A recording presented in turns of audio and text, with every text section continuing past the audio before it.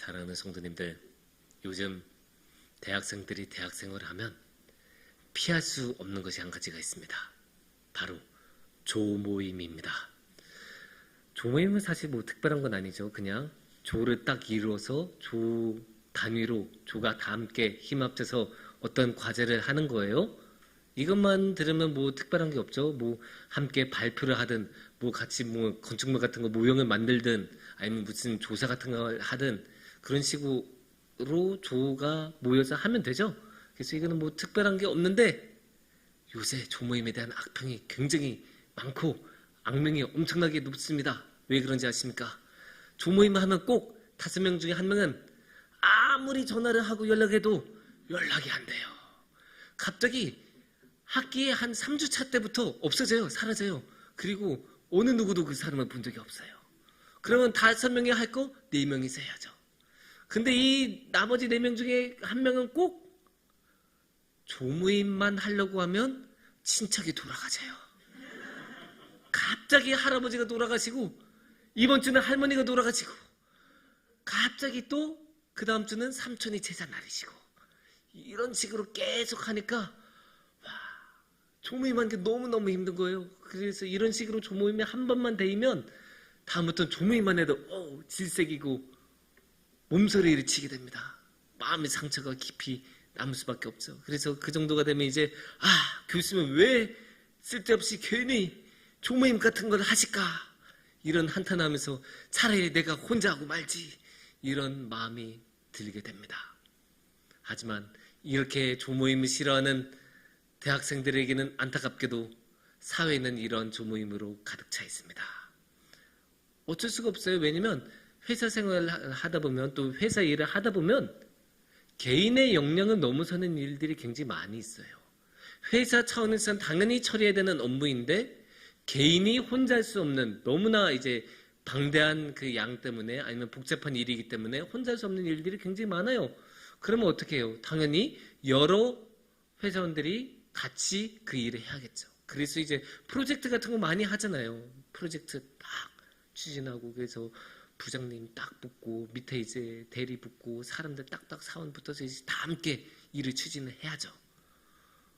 그래서 이제 회사 같은 데서는 처음부터 팀워크 좋은 사람 뽑습니다. 이렇게 공지하기도 해요.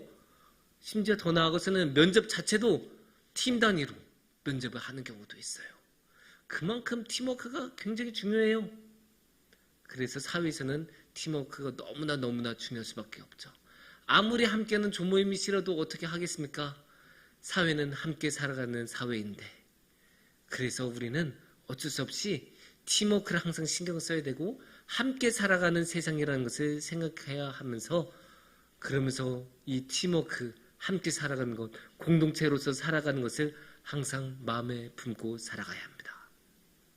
신앙이라고 해서 다른 것이 아닙니다. 신앙도 크게 다르지 않아요. 신앙도 공동체적으로 해야죠. 물론 신앙에서 혼자 해야 하는 일도 있어요. 성경 누가 대신 읽어주는 것 아니에요. 당연히 성경은 혼자서 알아서 잘 읽어야죠.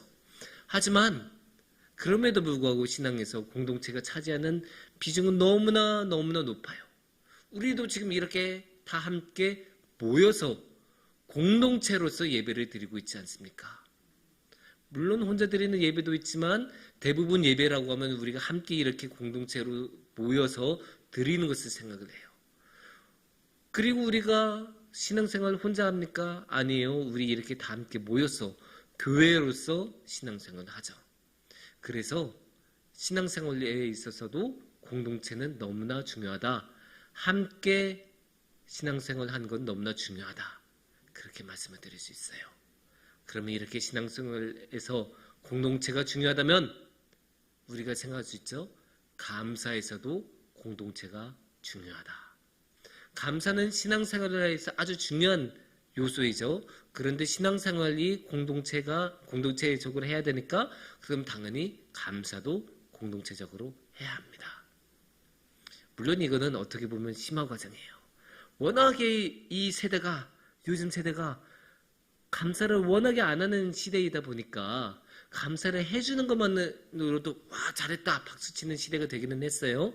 하지만 우리가 언제나 그런 초보적인 단계에 머무를 수는 없죠. 우리쯤 되면 이렇게 열심히 신앙생활을 10년, 20년, 30년씩 몇십 년씩 하신 분들이라면 한 단계 더 나아가셔야 돼요. 그래서 감사의 심어 단계까지 가야죠. 그럼 이 감사의 심어 단계가 무엇일까요? 함께 사는 감사. 공동체적인 감사까지 우리가 가야 돼요. 그냥 혼자 드리는 감사 말고 공동체 차원에서 공동체를 생각하면서 드리는 감사까지 우리가 나아가야 합니다. 물론 이게 이상하게 여겨질 수는 있어요. 목사님, 그래도 감사는 혼자 드리는 건 아니에요? 내 마음에서 우러나야 감사를 드리는 게 감사 아니에요? 그렇게 질문하실 수 있어요. 그래서 공동체적인 감사라는 말을 들으면 어색할 수가 있어요. 맞아요. 틀린 말 아닙니다. 어색하고 이상할 수 있어요. 그래서 이렇게 이상하고 이해가 잘 되지 않을 때는 어떻게 해야 되겠습니까?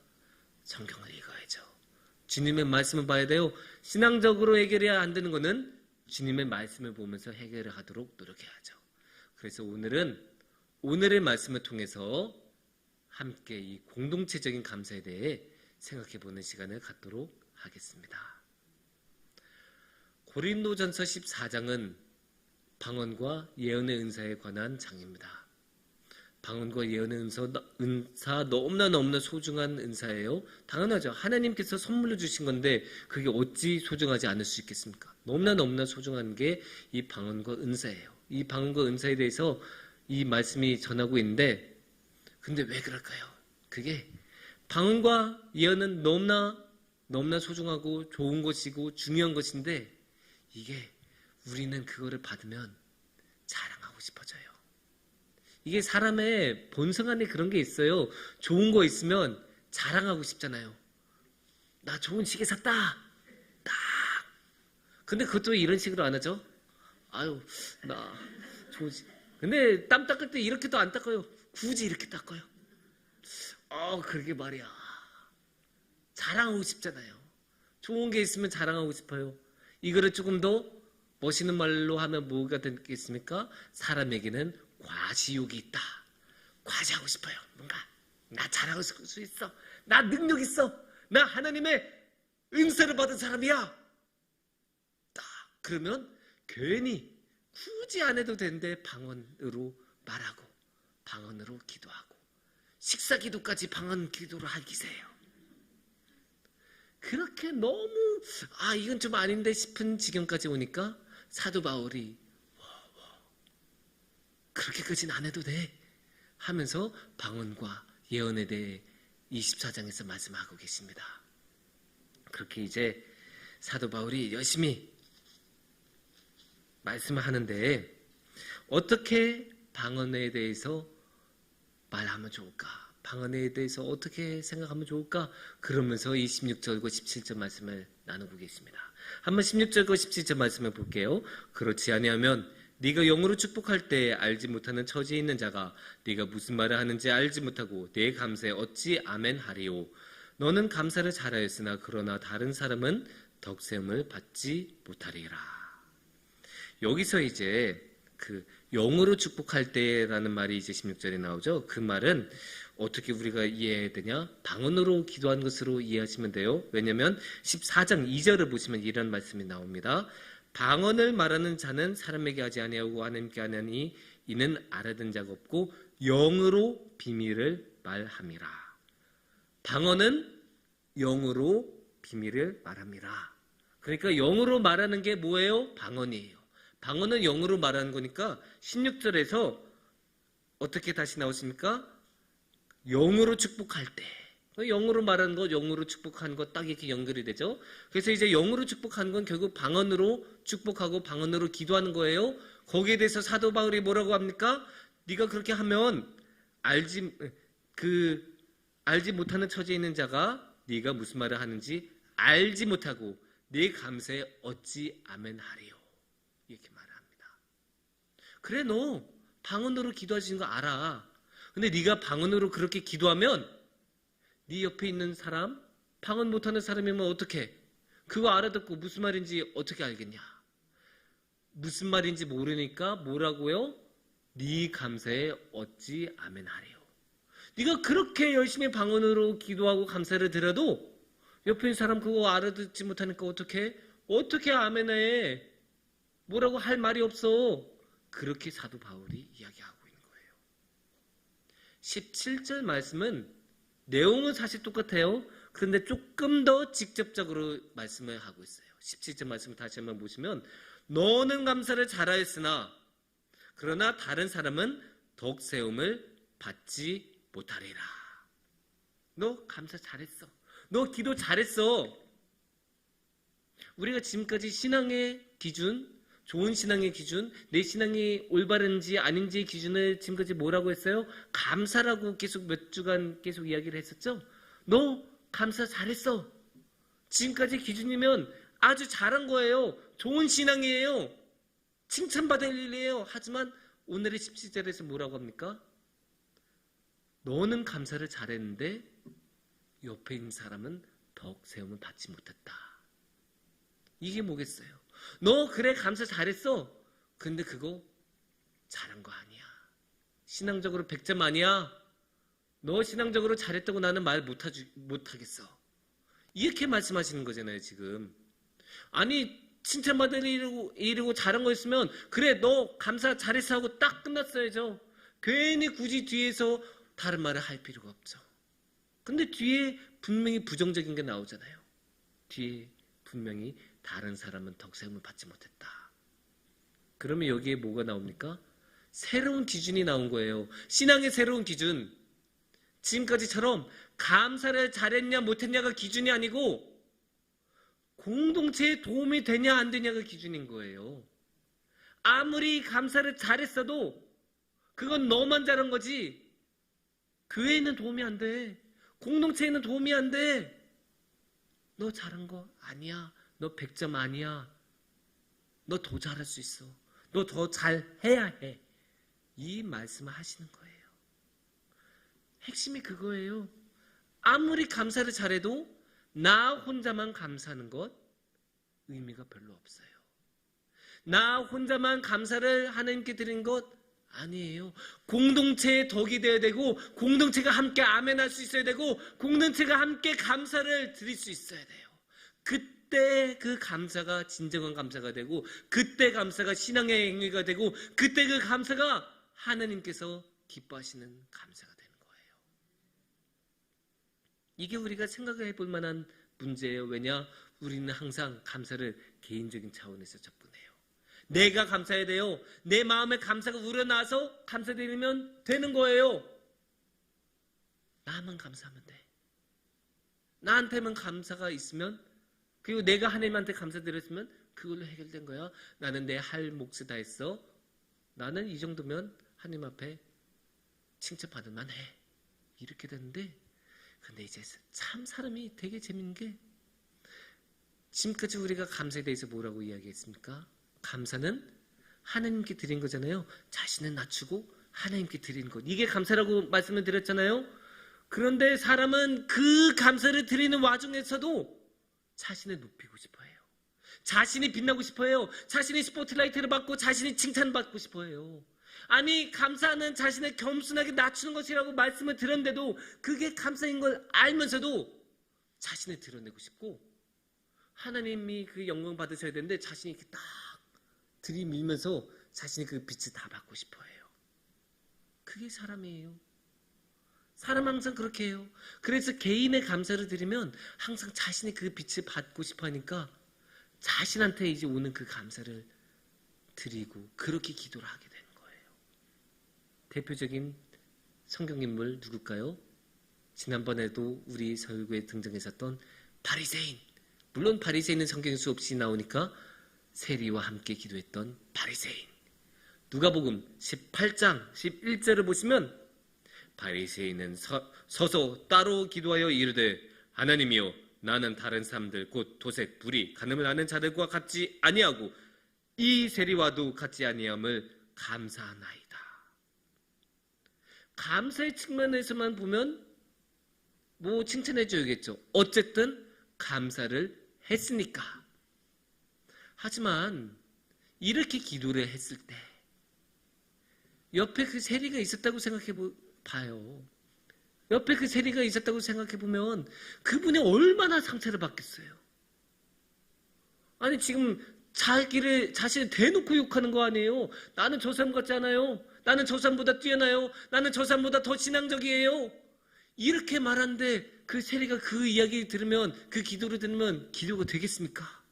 기도하다가도 막 부들부들 떨면서 집에 갈까 말까 고민하지 않겠습니까? 진짜 이런 기도는 상처가 될 만한 기도예요. 정말 상처가 될 만한 기도고 공동체적으로 전혀 덕이 되지 않는 기도죠. 공동체의 관점에서는 이런 기도는 하면 안 돼요. 앞에 말씀드린 것처럼, 아까 그 17절 말씀처럼 너는 감사를 했지만 덕을 세움을 받지 못했다. 너무나 표준적이고 대표적인 그런 기도의 모습, 감사의 모습이죠. 그런데 우리가 살다 보면 이런 식으로 기도드리고 이런 식으로 감사를 드리는 경우가 굉장히 많아요. 우리는 아닌 것 같은데 하다 보면 어느 순간 주위 사람들 배려하지 않고 나만 빛나는 그런 감사를 드리는 경우 꽤 많아요. 예전에 어떤 사람이 이런 식으로 간증했대요. 학교에 이제 취직이 됐대요. 거기까지는 좋아요. 그리고 취직이 돼서 감사돼요. 거기까지도 아주 은혜롭고 좋죠. 근데 이제 그 이후의 말이 조금 문제예요. 원래 저는 그 학교 그 자리에 갈 수 없는 사람이었어요. 취직이 될 수 없는 사람이었는데 하나님의 은혜로 그렇게 취직이 됐습니다. 이렇게 말한 거예요. 그 뒷말이 이제 굉장히 위험한 말이에요. 왜냐? 될 수 없는데 취직했다. 불법이 있었다는 말입니까? 그렇게 충분히 들을 수 있는 말 아니에요. 나는 원래 여건상 그 취직의 조건상 지원조차 못하는 사람이었는데 그럼에도 불구하고 됐다라고 하면 야, 이거 취업에 문제 있는 불법적인 취업이 아닌가, 그런 생각이 당연히 들 수 있지 않겠습니까? 특히 요새 이 취업이 얼마나 예민한 문제입니까? 기라성 같은 정치인도 권세가들도 이 취업 문제 때문에 낙마하는 경우 허다해요. 그런데 그 앞에서 불법을 의심하게 하는 이런 말을 하면 당연히 위험하죠. 그리고 또 요새 임용시험에 합격했는데 그 학교 안에 발령을 못 받는 사람들이 얼마나 많은지 몰라요. 그런 사람들이 이런 감사의 내용을 들으면 덕이 되겠습니까? 굉장히 시험을 받을 것 같아요. 나는 지금 학교에 취직을 해야 되고 학교에 가야 되고 정당하게 그 자격을 받은 사람인데 못 가고 있어요. 근데 다른 사람은 자격도 없는데 갔어요. 시험이 되겠습니까? 안 되겠습니까? 당연히 시험이 돼요. 나는 정당하게 받은 몫을 못 받고 지금 이렇게 힘들게 살고 있는데 저 사람은 정당하지도 않은데 받았어. 얼마나 마음이 힘들겠어요. 그게 간증이, 그게 덕이 되겠습니까? 그래서 우리는 항상 공동체를 생각해야 돼요. 항상 내 이 한마디가 덕이 될까 안 될까? 다른 사람들도 함께 감사를 드릴 수 있는 내용일까 아닐까?